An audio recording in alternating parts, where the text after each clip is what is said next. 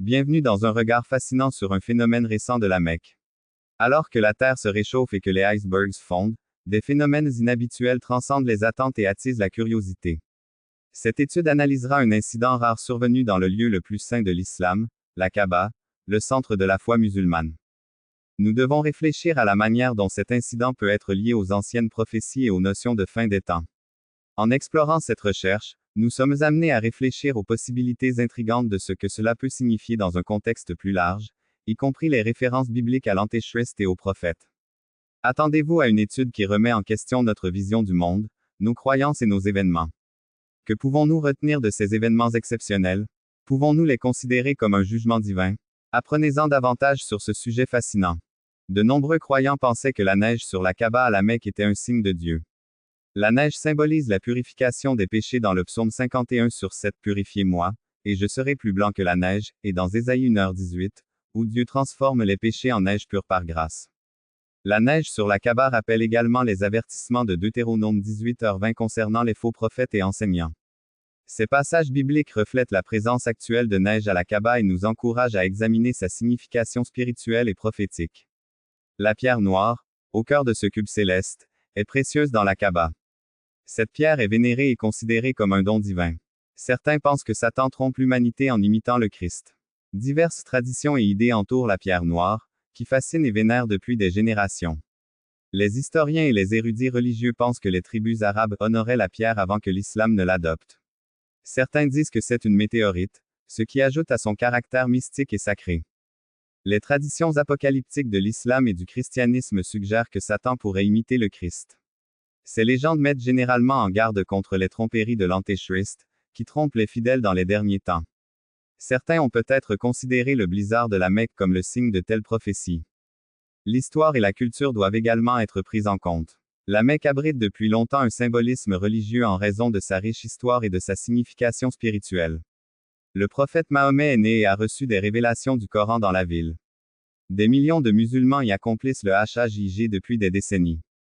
Les conditions météorologiques extraordinaires et les connotations spirituelles ne sont pas nouvelles. Les événements naturels ont été considérés comme des signes divins tout au long de l'histoire.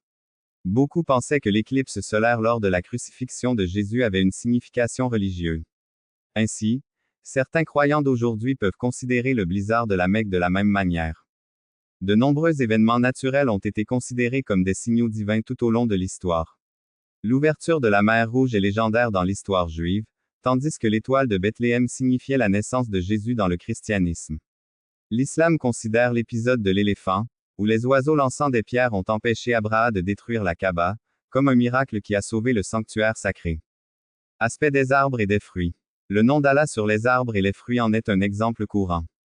Plusieurs personnes ont vu spontanément des phrases Allah ou du Coran sur des troncs d'arbres, des feuilles, des pastèques et des tomates. Ces événements remarquables nous rappellent la présence divine dans toute la création.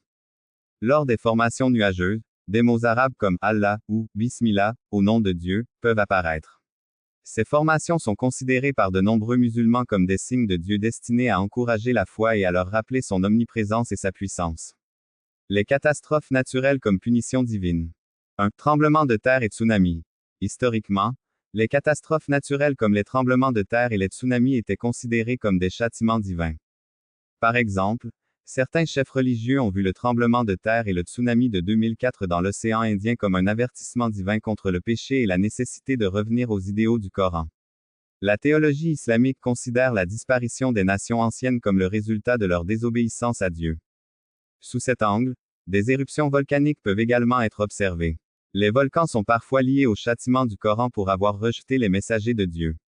Ainsi, de tels événements sont considérés comme des avertissements pour suivre les préceptes célestes. Traitements inconnus et miracles. 1. Guérison attribuée au Coran. De nombreux rapports font état de guérisons miraculeuses après la récitation de versets ou après avoir été en contact avec le texte sacré. La communauté musulmane documente et partage ces cas pour démontrer le pouvoir de guérison de Dieu. Certains croient que le Coran possède une énergie spirituelle qui peut guérir les maladies physiques et mentales, en mettant l'accent sur la foi et la prière. Il existe des récits de personnes miraculeusement protégées des catastrophes naturelles, fréquemment attribués à l'intervention divine par le biais du Coran. Certaines habitations survivent aux catastrophes naturelles tandis que leurs voisines sont démolies. Ces maisons sont souvent habitées par des fidèles pratiquants qui récitent constamment le Coran, que la communauté considère comme une protection divine. Phénomènes astronomiques. L'apparition d'éclipses solaires et lunaires, ainsi que celle de comètes, ont été considérés comme des signes divins. Les événements astronomiques sont des périodes de réflexion et de prière en islam. Les musulmans accomplissent des prières spéciales, Salat al-Kusuf, pendant les éclipses pour reconnaître la magnificence de Dieu et l'imperfection humaine. 2. Étoiles filantes.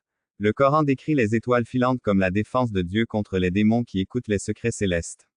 L'ajout d'une connotation spirituelle à un phénomène naturel dans le Coran renforce l'idée que les forces divines veillent et protègent l'univers. Interpréter les catastrophes historiques. Selon le Coran, d'anciennes civilisations comme Ad et Thamud ont été détruites par des catastrophes naturelles dues à la désobéissance à Dieu. Ces histoires sont racontées lors des catastrophes catastrophiques modernes comme des avertissements selon lesquels la désobéissance aux lois célestes pourrait entraîner de terribles punitions. Les inondations et les sécheresses extrêmes sont considérées comme des signes divins. De tels incidents constituaient des tests ou des sanctions religieuses dans l'histoire islamique. Les sécheresses ont particulièrement nécessité une prière et une compassion accrue pour rechercher le pardon et la miséricorde de Dieu. Ces exemples montrent comment la religion réinterprète les phénomènes naturels, témoignant de la foi et de l'interprétation continue des signes célestes. Ils mettent en évidence la relation étroite entre la nature et la spiritualité, renforçant la vie quotidienne des croyants grâce à la puissance céleste. Ainsi, la neige tombant sur la Kaaba, lieu insolite, pourrait être considérée comme un événement spirituel. Cela nous fait réfléchir à la manière dont les événements physiques peuvent affecter le domaine spirituel. En conclusion, la tempête de neige de la Kaaba est bien plus qu'un phénomène météorologique. L'histoire, la foi et la prophétie s'y rencontrent. Cet événement nous fait réfléchir à notre place dans le cosmos et à notre relation avec Dieu, quelle que soit la façon dont nous le voyons. Dieu a inspiré nos idées. Mentir est le troisième péché. Dieu n'a pas toléré les prophètes qui mentaient à propos de Dieu. Les faux prophètes défient parfois les messagers légitimes de Dieu et sont populaires parce qu'ils diffusent des messages agréables. Les gens préfèrent les prévisions pratiques des charlatans aux vrais prophètes. De faux dieux peuvent aussi exister en nous. Face au péché humain, Dieu met l'accent sur sa sainteté et sa justice. Nous pouvons ignorer sa grande miséricorde.